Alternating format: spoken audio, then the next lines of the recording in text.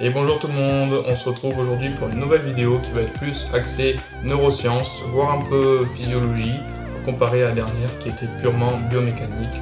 Dans cette vidéo, le doc va vous parler de système nerveux et plus précisément d'influx nerveux. Alors d'abord, on va voir le trajet de l'influx nerveux, d'où il vient dans le cerveau, où il va au niveau des muscles. Votre charmant petit influx nerveux ne va pas partir tout le temps du même endroit dans le cerveau en fonction de ce que vous allez faire. En effet, il y a plein de types de mouvements qui existent. Concernant les activités physiques qui nous intéressent, en l'occurrence le street workout et la musculation au poids du corps. Nous sommes dans ces cas-là avec des mouvements volontaires.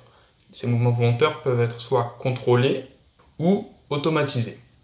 Alors soit le mouvement peut être volontaire contrôlé.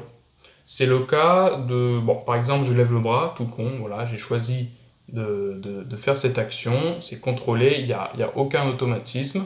Dans ce cas-là, on a un influx nerveux qui va partir de l'aire motrice du cerveau. Dans l'autre cas, qui est les mouvements volontaires automatisés, ça va partir dans des structures sous-corticales, donc plus bas dans le cerveau. Voilà, ça descend. Moins c'est contrôlé, plus ça descend au niveau du système nerveux. Donc pour donner des exemples dans l'activité qui nous intéresse, les mouvements volontaires contrôlés, on va l'avoir souvent dans la force, dans les figures qui ne demandent pas des automatismes car très techniques comme l'agilité. Je décide de faire une planche, donc ce sera un mouvement volontaire contrôlé, donc ça partira de l'aire motrice. Je décide de faire un 360, ça sera un mouvement volontaire qui va avoir été automatisé avant de le réussir, et donc qui maintenant va partir, pas de l'aire motrice, mais plus bas, dans les structures sous-corticales, au niveau des ganglions de la base. Ensuite, notre petit influx nerveux va descendre. Il va arriver au niveau du bulbe rachidien, où là en fait il va y avoir un croisement qui va faire que l'influx nerveux venant de l'hémisphère gauche du cerveau va aller dans la partie droite du corps, et inversement, l'influx nerveux venant de l'hémisphère droit du cerveau va contrôler la partie gauche du corps.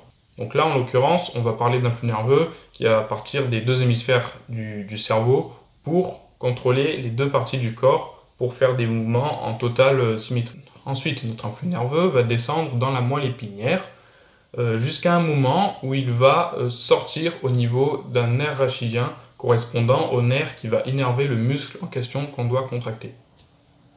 En effet, il y a plein de nerfs rachidiens qui se trouvent au niveau de la moelle épinière de la colonne vertébrale. Donc, en gros, pour faire vite, les nerfs rachidiens se trouvant du côté haut de la colonne vertébrale vont innerver le haut du corps, et les nerfs rachidiens se trouvant en bas de la colonne vertébrale vont innerver le bas. Le petit influx nerveux rejoint le motoneurone qui va gentiment se ramifier jusqu'au muscle et qui va ainsi libérer l'influx nerveux dans le muscle et qui va permettre sa contraction. Alors maintenant que je vous ai parlé du trajet de l'influx nerveux, on va voir un peu qu'est-ce que c'est en fait réellement cet influx nerveux. Alors l'influx nerveux est composé de plein de petits potentiels d'action. Ces potentiels d'action, c'est des messages nerveux qui vont arriver un par un. À chaque fois que un de ces potentiels d'action, ces messages nerveux, entre dans le muscle, il va y avoir une sorte de conversion. Ça va libérer de l'énergie pour pouvoir contracter le muscle. Et ce qui est très intéressant, c'est que l'influx nerveux, il va avoir une fréquence de potentiel d'action. On va parler du coup de recrutement spatial et temporel. Plus tu vas avoir besoin de libérer de force pour produire un mouvement, plus tu vas avoir une haute fréquence de potentiel d'action dans l'influx nerveux.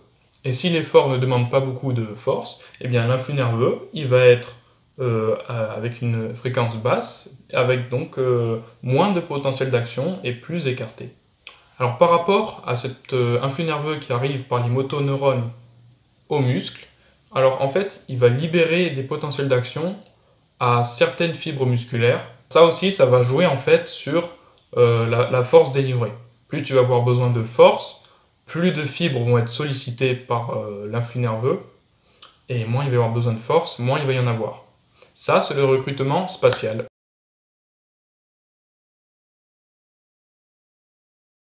Voilà pourquoi on dit qu'en fait la force, c'est pas seulement du muscle, c'est pas seulement de la masse, c'est dans la tête. C'est pas pour rien cette expression, dans la tête, parce que l'influx nerveux va avoir un hyper grand rôle dans la force délivrée.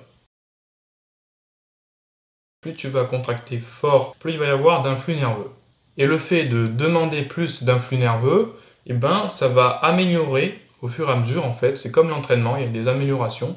Ben là, il va y avoir une amélioration de la conductivité, de tout le système du cerveau jusqu'à vos muscles. Ben, tout ça, ça va s'améliorer, ça va se performer. Et en fait, par la suite, vous aurez un meilleur influx nerveux. Vous pourrez envoyer plus de potentiel d'action à la fois, à plus d'endroits différents, et vous allez devenir une machine. Et voilà aussi pourquoi certains disent que pendant une figure statique, il faut encore plus contracter volontairement le muscle que ce qu'il en a besoin. Parce qu'en fait, si vous contractez plus fort votre muscle, mais tout en vous donnant l'impression que vous ne pouvez pas le raccourcir, en gros ça va faire que vous allez rester en position statique, mais que l'influx nerveux va quand même être plus grand sans tout autant engendrer un mouvement musculaire. Et faire ça, ça va permettre donc au fur et à mesure de le faire, d'améliorer son influx nerveux, améliorer la conductivité et tout le baratin. Alors attention, ça il faut le faire uniquement quand vous vous entraînez et pas en compétition. Parce qu'en effet, pendant l'entraînement, ça va justement entraîner votre système nerveux, votre influx nerveux à être meilleur. Mais par contre, plus il y a d'influx nerveux, plus il y a de potentiel d'action, plus il y a d'énergie dépensée au sein du muscle et même au sein du cerveau. Donc c'est une très mauvaise idée de le faire en compétition. Vous allez dépenser plus d'énergie, vous allez vous flinguer, et c'est vraiment pas une bonne idée. Et voilà, c'est la fin de cette vidéo, j'espère que j'ai rien oublié concernant cet influx nerveux. On se retrouve très prochainement dans une nouvelle vidéo, je ne sais pas encore sur quoi ça sera, mais ça sera intéressant. Et maintenant, je vais faire comme tous les youtubeurs, je vais vous demander de liker, de partager, de commenter, de vous abonner, d'activer la cloche des notifications. Putain, ils demandent beaucoup de choses les youtubeurs. Entre nous, partager, c'est le mieux. Merci. Ciao!